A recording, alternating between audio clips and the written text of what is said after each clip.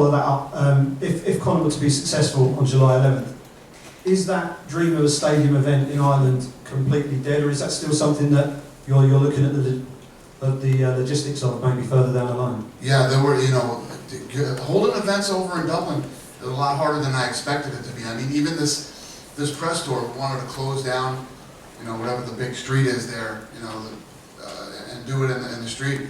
They wouldn't let us. The arena there will only let you go to a certain time, and obviously, with the pay-per-view timing on us, we needed to go later.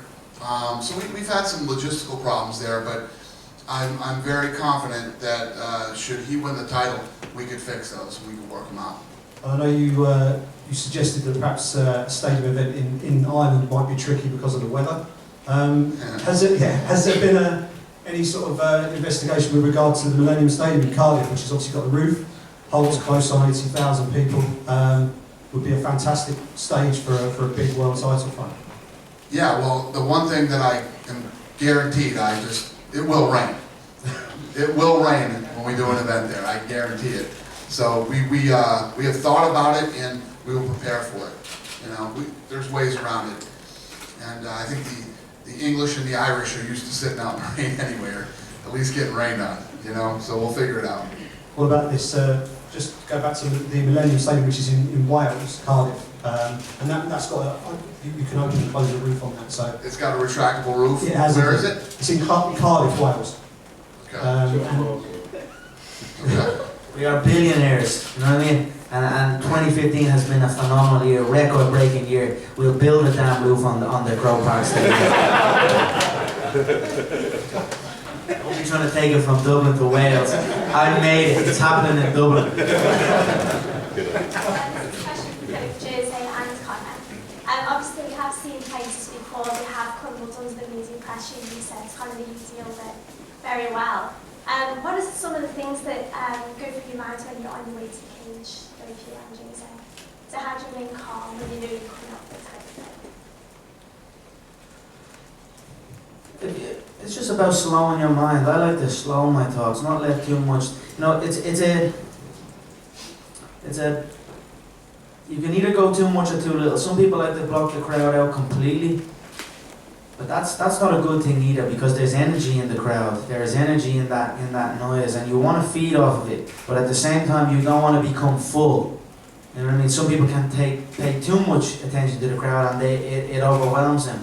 So I like to just take enough energy that I need, keep my mind slow, my thoughts slow, and then I feel my reactions become fast. So that is what way I approach it. But it's a skill, make no mistake. Well, here we are Brazilian press, so I have a question for Aldo, but I'm going to make it in Portuguese, if you don't mind. Aldo, o Thiago Silva fala, como o amigo aqui falou, o Thiago Silva mandou uma mensagem para você, falou que para você matar esse Pela, e eu queria saber se você respondeu para ele que vai fazer mais ou menos o que a Alemanha fez com o Brasil na Copa. Então, minuto rapidinho. He's asking the question about the captain of the Brazilian national team, Thiago Silva, and he's saying if you're going to do to him the same thing that it was done in Brazil in the World Cup. And Jose Aldo is asking you to ask the question again. Aldo, Não, você eu já entendi, irmão. beleza. Da menina, eu acho que ela perguntou pra mim também. Sorry, the girl had another question for Jose Aldo before that question. It's my accent. What it is, I was wondering what he thinks when he's coming out to the cage and how when he's under so much pressure, he's defending his title yet again, just what his thoughts are when he's coming out. Então, acho que primeiramente eu tiro qualquer pressão, não sinto pressão nenhuma. E, cara, é como eu fosse acordar um dia cedo, tranquilo, ir lá e trabalhar. Eu acho que pra mim, quando eu acordo assim, aquele momento especial pra mim, é um momento que eu tenho que trabalhar, é um momento que eu esperei a vida inteira. Eu acho que é um momento de todos estão olhando para aquele momento, então é uma felicidade muito grande para mim. It's a moment of happiness for me. It's when I always wait for that moment. To me, it's like just waking up. I have no thoughts about it. I just have a passion every time I walk towards the cage. Chegar lá e fazer tudo aquilo que a gente treinou. Pra mim não vejo nada demais, pra mim que eu vejo isso. To me, it's just a job. I just do everything I train for. E o Thiago Silva é um amigo meu particular, não só ele, mas outros jogadores, outras pessoas também, públicas também, sempre conversa comigo. Isso foi uma conversa entre eu e ele só, que vazou, mas lógico. Thiago Silva is a close friend of mine, so are other players. This was about a conversation that I had with him, and it came out, that conversation. Como qualquer outro fã, ali não foi o Thiago Silva, capitão da seleção, mas foi um amigo meu, pessoal, que mandou uma mensagem para mim. It was just like any other fan. It's just the captain of the national team that sent a message to me. Sim, vou fazer ainda melhor ainda do que a Alemanha fez com o Brasil. And yes, I will do even better what Germany did to Brazil. Dana, is there a worry that, you know, with how big this is globally, internationally, that, you know, for future events, you know, it's going to be hard to kind of surpass and equal, you know, the level of, you know, how big this is and how big you can make future championship fights? People always say that. People used to say to me, what are you going to do when Chuck Liddell retires? What are you going to do when this guy retires? What are you going to do, you know, as this sport continues to evolve and the level of talent keeps getting better and better, female and male. I mean, these type of fights are going to happen, even in boxing. You know, like every 15 years ago, boxing is dead. It's over. It's this and that. Floyd Mayweather and Manny Pacquiao are going to do a $77 million gate and do $500 million in revenue. You know, and a fight that should have happened 6 years ago in a sport that everybody keeps saying is dead. So this thing is in its infancy. I mean, there's territories we haven't gone to. There's states in the United States that we haven't even been to yet. There's kids that are training right now. The future of this thing is scary because these young guys that are coming up and these young girls just keep getting better and better and better. So, no, what I concern myself with is getting out there, and I mean, even tours like this. I mean, even a tour like this tour that we did with these two is attracting people that never knew about it before, and you know, different people are reading about it. This is all just in the growth phase still. We haven't even scratched the surface of how big this thing's going to be. A similar question to Connor, you know, since you came on to the UFC scene, you know, Ireland, mixed martial arts in Ireland has taken to a whole new level. Fans and fighters as well who are getting the chance to fight in the UFC and fight on the world scene. You know, we've seen where it is now and where you are in this world title fight, but how much further do you think it can go with Ireland and Ireland becoming a huge hotbed for producing talent?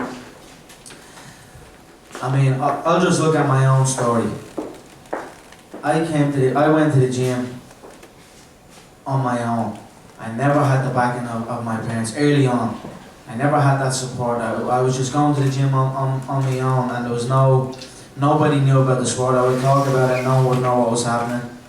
Now you have, and there was no path. There was no, I could not go to people and say, well, look at this man, he's an Irishman, he done it. I could not follow his route. But now there is a path for these kids to take. Now at the gym that I am in, the membership is through the roof. The gyms are popping up left, right and centre. And then you've got these kids, 4, 5, 6 years of age, being brought in and introduced to the martial arts way of life by their parents, by their mother and father, who was by their side, taking them to compete. With that kind of support frame, at that young age, leading the martial arts life, there is no limit to how good this next generation can be. That's why I'm happy to be a part of this sport, and I'm happy to be a part of its legacy. So when I retire, you know, I can look at these kids come up and know that I have played some part in it. That's definitely something I take great pride in.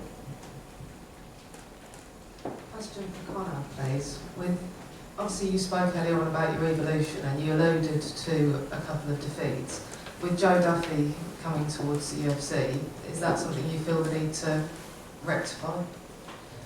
Yeah, 100%. I wish Joe well. Of course, if the fight presents itself, I will take it. We fought in a different era. Essentially, we fought in the amateurs. And like I said, I was caught in the educational process. I was never once beat. I was never once hit. Even if they signed the Lithuanian kid that beat me many years before that, even again, I would definitely have my eyes on him. But we will see how it plays out. Times have changed.